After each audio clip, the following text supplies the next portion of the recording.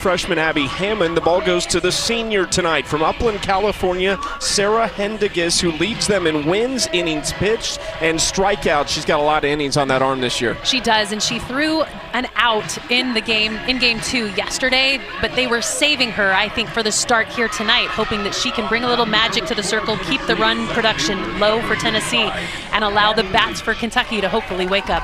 Hendiges has thrown in both games, 2 2/3 in the first game, 3 hits, 3 runs, and that is going to be a leadoff base runner for Tennessee, and this is something that's been a bit of a problem for Kentucky on the defensive side of things. They allow Gabby Leach to reach to make way for Ella Dodge, then Emma Clark. Alana Leach, really, we talked to Karen Weekly, she talked about this team kind of slumping as a group at times. Alana Leach has been immune. I went into the pregame hitting routine with Tennessee over in the cages before the game started, and there was a different he has come into tonight to try to get their mojo back, get some runs on the board, and support that pitching staff. Year 2 for Craig Snyder as the hitting coach at Tennessee. After 2 years as the head coach at Texas Tech, he's been an assistant at some of the best programs in the country, including a really good run at Florida State under Lonnie Alameda. Hendiges falls behind Emma Clark 2-0. Just really important right now for Hendiges to settle in. We've seen Kentucky pitchers throw the ball over the heart of the plate when they make mistakes, and now Hendiges trying to nip corners. 3-0. We talked about it, minutes before we went on the air, and just kind of said there haven't been a lot of hard hit balls in this series, and the ones that have been hard hit have been typically low line drives, maybe on the ground up the middle last night for Tennessee, but that would have been categorized as a pretty hard hit ball. And that's exactly what they were trying to mimic in the cages before the game. This kind of energy in the dugout has not been something that we've seen regularly from Tennessee in this series. Really good job by Hendiges to find the corner after falling 3-0, now really getting back to settling into the circle, finding those corners, and attacking Emma Clark. Hendiges was their top arm a year ago. Most used at least, and then top returning arm this year. Sub-3 ERA. It's just been harder this year as a senior because of injuries to Kentucky's pitching staff. When you talk about injuries, most of those injuries have come to the circle. Out of 6 pitchers that they typically have ready to go, 3 of them unavailable here tonight. And with that, it really puts a lot of pressure on some young arms that haven't been tested. There's strike 1 to Alana Leach. And it doesn't mean that Kentucky would have had a top 5 pitching staff in the league, but it gives them options that they just have not had in conference play. Which misses down and in, ball 1. Just so important for Hendiges to not fall behind these hitters. The count sits even at 1-1, but that still is more of a hitter's count than it is a pitcher's count, knowing that they're swinging with a ton of confidence right now. 1-1 is pulled down the right field line. 1-2 to Leach, who I mentioned was immune to the slump. She entered this weekend in the last 10 games hitting .440 with 4 home runs, and then we saw her last night get it going after an 0-for-3 performance in game 1. Had just 1 hit last night, but drove in 2 runs. Checks her swing on that 1-2 pitch. That changeup will be a very impactful pitch if Hendiges is able to locate that on the corners and keep it down. It's a timing disruptor for these bats that right now are able to swing and stay on plane very well. 3-2.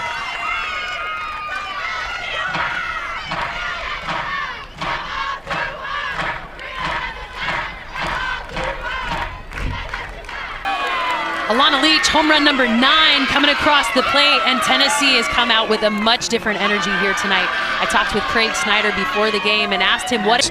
And 2 earned runs, but last night, Jenny came in relief in that 7th inning and gave up 5 of Tennessee's 8 hits and recorded just 2 outs. And it just comes down to making sure that you're nipping corners. Kentucky pitchers, while they were not anticipated to carry such a heavy load, the 3 that are still available, right now they cannot miss over the heart of the plate. That's where they've struggled this season.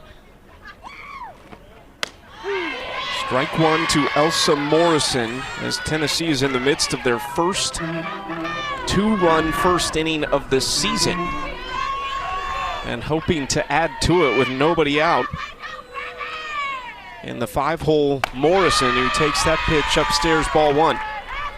It's just so important for Kentucky pitchers to be able to attack these bats by showing something different. The problem is most of the pitchers for Kentucky all have a very similar arsenal that they're throwing with. So being able to show a different look in the circle is hard for Kentucky. They throw a little bit different velocity, but more often than not, they are throwing the same pitches. So it's not a huge change when you go to a different arm in the circle. Flau'Jae ahead 1-2. Ground ball through the 5-6 hole. Elsa Morrison has a base hit, and the first 5 this inning have reached for Tennessee. Talking to Craig Snyder, this is exactly what he was hoping. The way that they did their pregame BP would result in they are swinging with confidence. And it was a high energy session before the game. He said that was something that they felt was missing in the last 2 games of this series. They started the year so hot. Those losses in SEC play kind of put them on their heels because they've got a lot of youth on this lineup. Now Taylon Holly, the right fielder. She was in left field last night. Her and Gabby Leach have switched defensively tonight. Holly having a good freshman season. She's 2 for 6 this weekend with a double and an RBI. The double came last night. 2-0 count.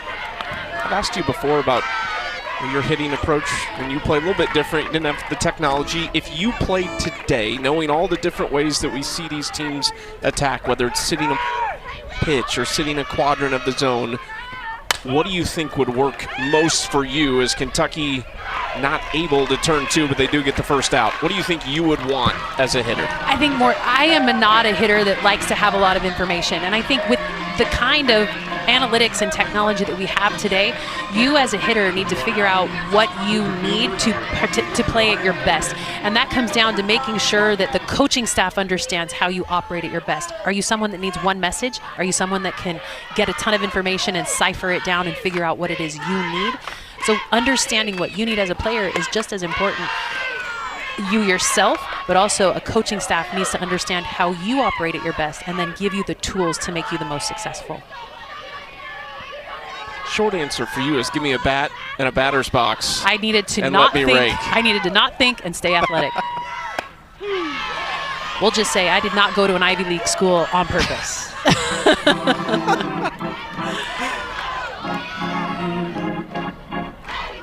I'll say the same for myself. You're in good company then up here. They wouldn't accept my applications. That's one of the things I was talking with Stanford head coach before doing one of their games, and she said, you know, going to Stanford, you have to make intentional decisions to make that a possibility. And I thought, that's true. That was never on my radar. It worked out all right. I think I'm okay. 1-2 count to Savia Morgan. Takes down low. Morgan was a full-time starter last year as a true freshman, and maybe hasn't had the year 2 she had hoped for, but she's been really good when she's had to step in. We saw that last night for Tennessee. Morgan 1 for 4 with an RBI. Knowing the way that Savia Morgan's been swinging the bat, Kentucky is playing her a little bit more shallow, forcing her to try to punch the ball through the infield. But watching her in pregame, her swing was very lively. She has the potential to take this ball not only out of the park, but drive it to the wall with power. Swing and a miss. The throw down is not quite in time, but there's 2 outs. And maybe the most important part of that needs to be recorded is that it was a strikeout at the plate. That is something that Flau'Jae did not rack a lot of in her first game. She got 2 strikeouts in that appearance, but that's a really big strikeout, knowing that here at the bottom of the lineup, she just needs to get out of it and get her team back in the dugout. In tight, make contact with the shortstop that wasn't paying attention. That would have protected her between second and third if she wanted to try to advance. This one does bounce away, and Rutan able to take third. Got a great secondary lead on that. So important to stay hungry on the base pass. You're never just content to stand on second base, always looking for opportunities to take an additional 60 feet. So I love that dirt ball read by Rutan, who missed a chance on her hit to take third.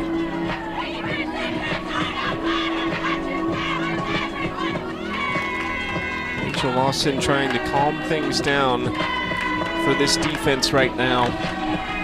It's a tall task because you haven't scored this weekend. You're going up against Erin Newer on the other side, who has a .78 ERA. She didn't allow an earned run in her first 24 innings pitched this year. She doesn't allow many in general. Only 8 earned runs on the season in 72 innings.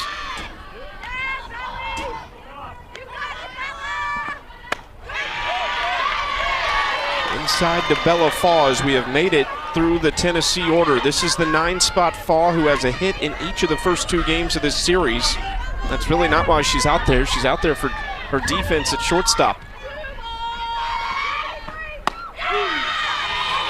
We see a lot of those defensive specialists around the country, and a lot of them do play shortstop. And it's because you have to be a bull in a china shop over there at that shortstop position. You got to charge hard. You have a lot of coverage to make. But Bella Faw has given them, I mean, Abby Leach, one of 3 that came to the plate this inning that did not get a hit. She reached on an error to start the game.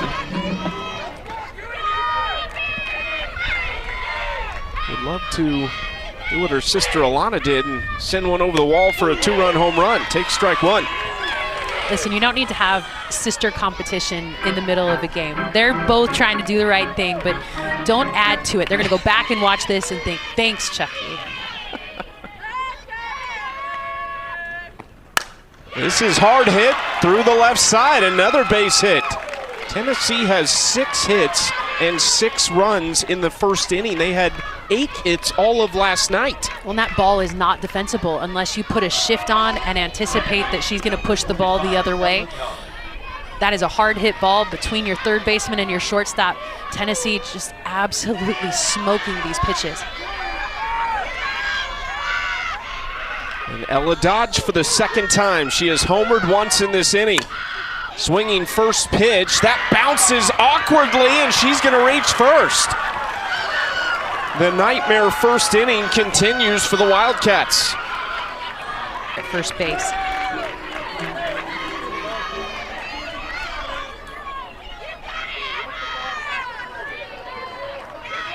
Bases loaded. First pitch strike. And a really nice off speed. I love the way that Oslanzi is not afraid to start off batters with that change of speed. Make sure that she's keeping it low, nipping a corner. Really nice start. Low ball 1 to Emma Clark, who walked and scored on Alana Leach's 2-run home run.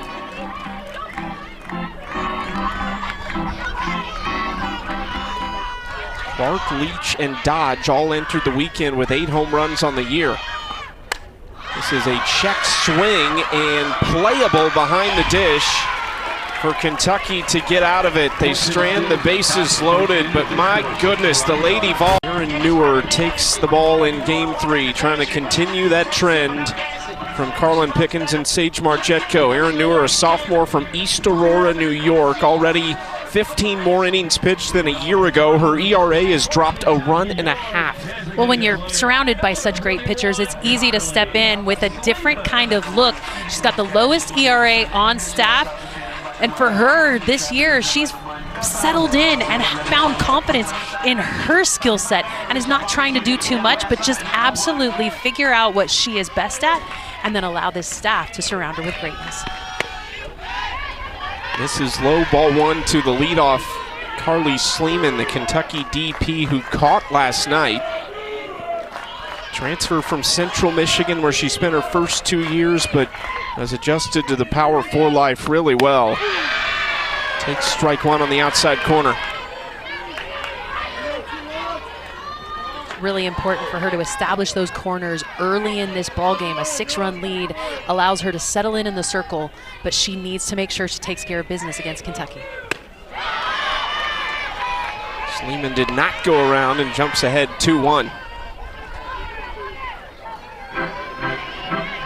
Sleeman has been moved up to this leadoff spot in the lineup because of how she has been swinging with so much confidence. Not a typical leadoff, but they need to get her as many at-bats as possible. Now ahead 3-1 in the count Kentucky last night, they had just the 3 hits. 2 of them were doubles, and when you looked at how that game played out, it was just 2-0 going to the 7th inning. They had put themselves in a spot to be in a winning position. They just couldn't execute with those runners in scoring position, so that'll be the task tonight for this team. Carissa Hamilton had one of those doubles. Peyton Plotz had the other hit, and it was a single, but it went off the left field wall, and that's a great sign. They need Peyton Plotz to get it going. Plotz does have that split grip, and with the split grip, it gives her top hand dominance, allows her to feel the whip of the bat through the zone. It's going to be important for Donaldson to step in and be solid on that outside pitch, even though she's got the split grip. Pulls back for ball 1.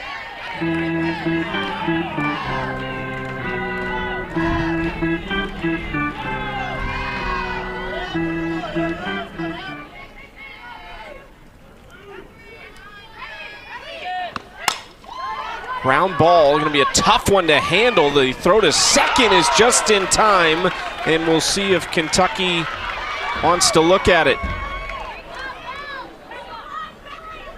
Now Rachel Lawson was just coming out to get the bat, give some words of encouragement to her next hitter, Allie Blum, who is the most consistent hitter in this lineup for Kentucky. They put her in the 3 slot. She's got 5 home runs on the year, highest average, most stolen bases. That was a missile of a throw from Bella Faw at shortstop. Well, and that's why she's in there, right? Defensive specialist out there covering a ton of ground, great feel, great touch, able to deliver a beautiful throw to get the lead runner. Right back to Faw, and this time falls out of her glove.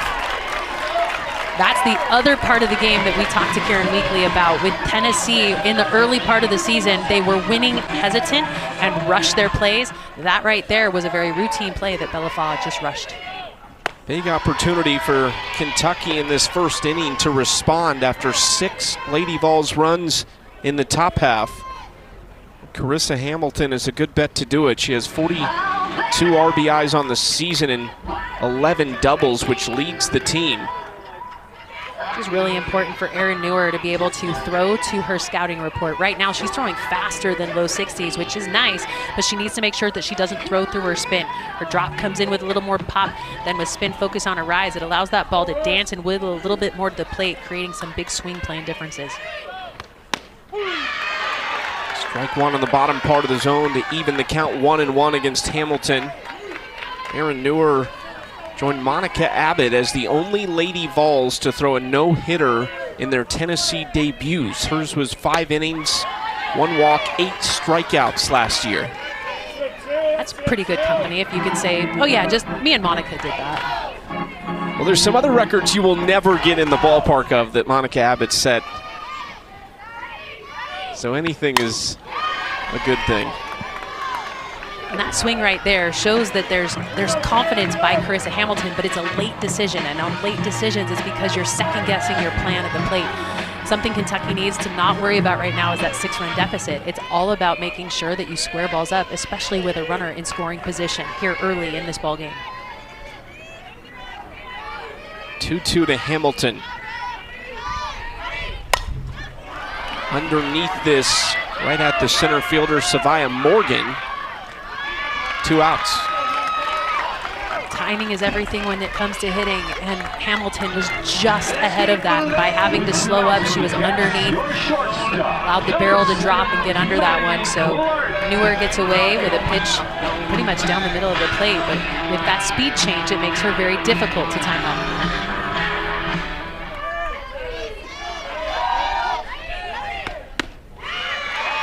Inside, ball 1 to Maddie Clark, the shortstop.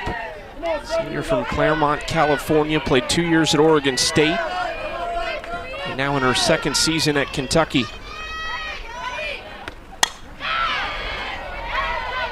Fouled down the left field line. But back to speed change. That's exactly what that pitch was. A little bit slower, so the barrel was coming around a little bit too early. With that speed change, it gets a foul ball, which, in the words of a pitcher, is just another strike.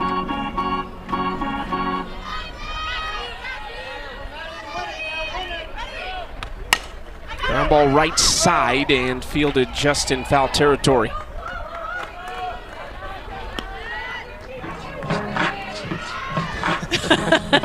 Now, it's not where the fielder is, it's where the ball is. So there was nothing that she could do to make that a fair ball.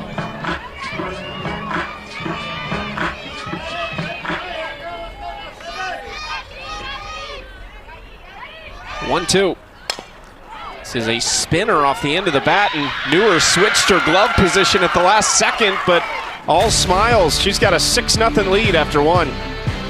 For Kentucky, they're down 6-0, but this is their true freshman pitcher from Bellevue, Texas, Haley Nutter, who has not thrown since March 21st at Texas A&M. She actually leads them with a 3.40 ERA and a 219 opponent batting average. This is a huge development for Kentucky. Second most complete games on staff, and she has not thrown since March 21st. Upper 60s, she's going to come in throwing with more velo than what the rest of this Kentucky staff throws.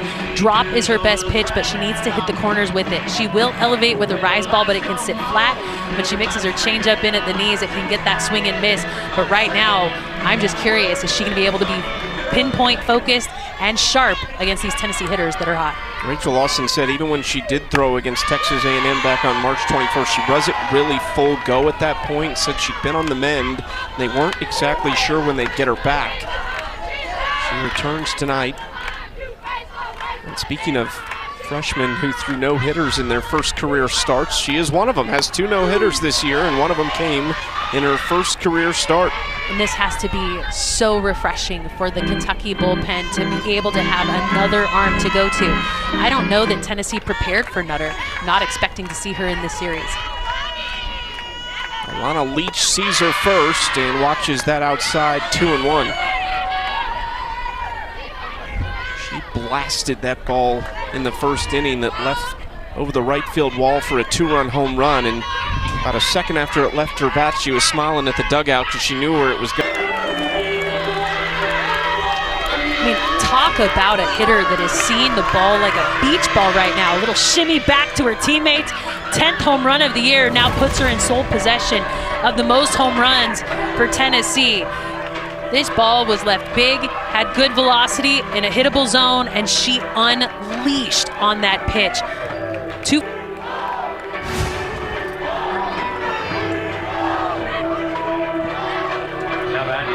Not the return Nutter had hoped for, at least at the first batter, as Tennessee now leads 7-0.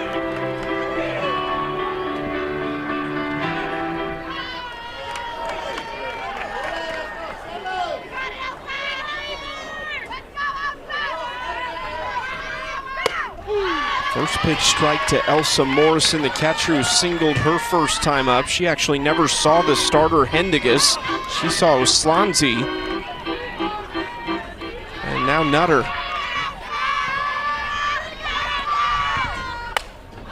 Popped up on the infield and taken care of for out number 1.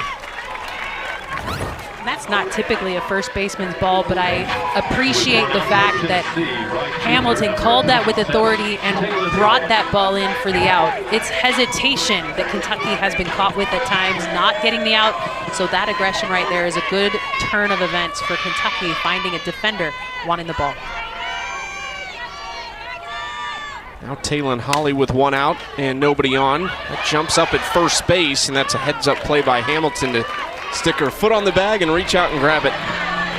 Scary moment for sure when it ate her up initially, but to be able to have the presence of mind to just keep the ball close to the bag, keep her foot on the bag while she found the ball and got the out.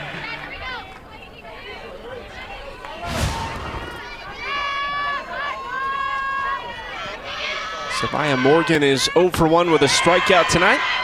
Lets that go for ball 1. Knowing the kind of hitter that Savia Morgan is at the plate, the infield, I'm guessing, will be shallow, knowing that she likes to just tap and go, put the ball in play, and let her speed get down the line. Strike 1 to Morgan. Morgan is a difficult hitter to try to defend because she has so many tools in her tool belt. She can swing away, hit for power, hard slap through the infield, but also drop that drag bunt and try to get down the line.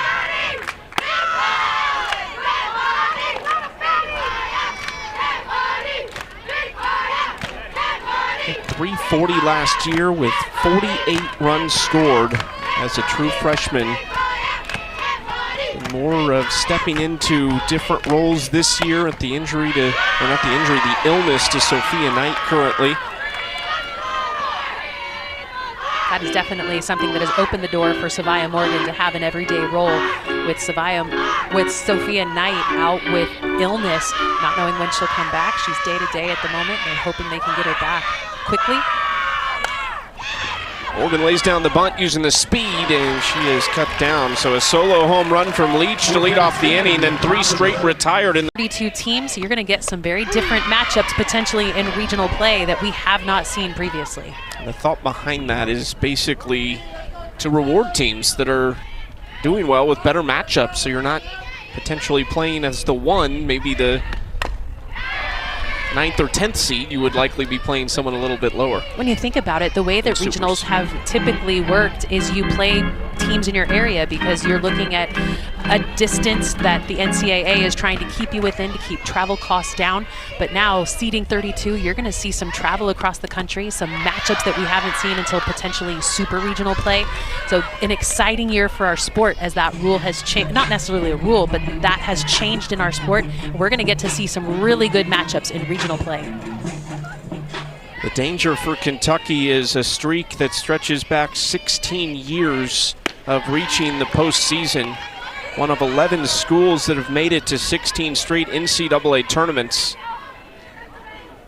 Well, Kentucky's had wins with 30 or more wins in 16 straight seasons. That's been such a great stat for them. This year it's a little bit in jeopardy.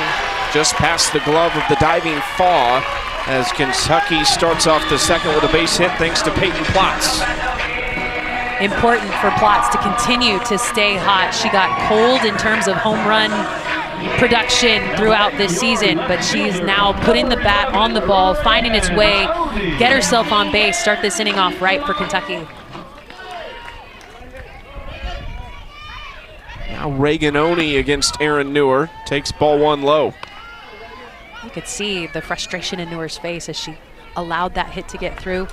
Left it in a very hittable spot. Reagan Oney now stepping in, trying to find a way to move over Plotz. Popped up just on the edge of the infield, caught by Ella Dodge. Good communication between your middle infielders, one covering the bag, one going for the ball. Now there's the smile by Neuer in the circle, knowing she got a nice little pop-up. Easy play for her infield. Alexa Riddell doubled last night. Freshman from St. Louis, Missouri, takes strike 1. Got her first hit of the series in yesterday's ball game. One of those doubles that we talked about. 3 hits in the game, 2 for extra bases, one of them coming off the bat of the freshman. Inside ball 1. Kentucky in the last 14 SEC games averaging under a run and a half. They have scored 2 or fewer runs in 13 of their last 14 SEC contests. Neuer completely fooled Riddell with that pitch. And I think that's a little misleading too. Look at who they've played in those contests, Chucky. The only team in the top 8 that Kentucky, in the top 8 of SEC standings, the only team that Kentucky has not played is Arkansas. And they've still got Alabama and Texas to play to finish out the regular season. This is a gauntlet of a schedule that Kentucky has been put under in SEC play.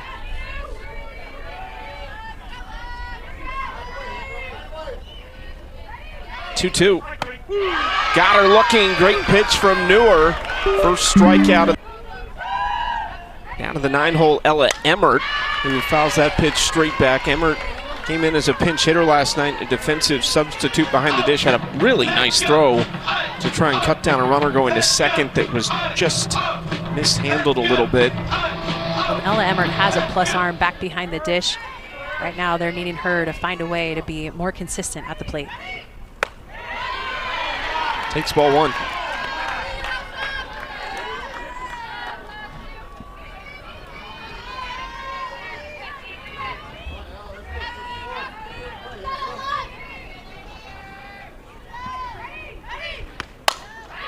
This is lifted into center field and right at Morgan. That'll do it for the second inning. Tennessee up 7.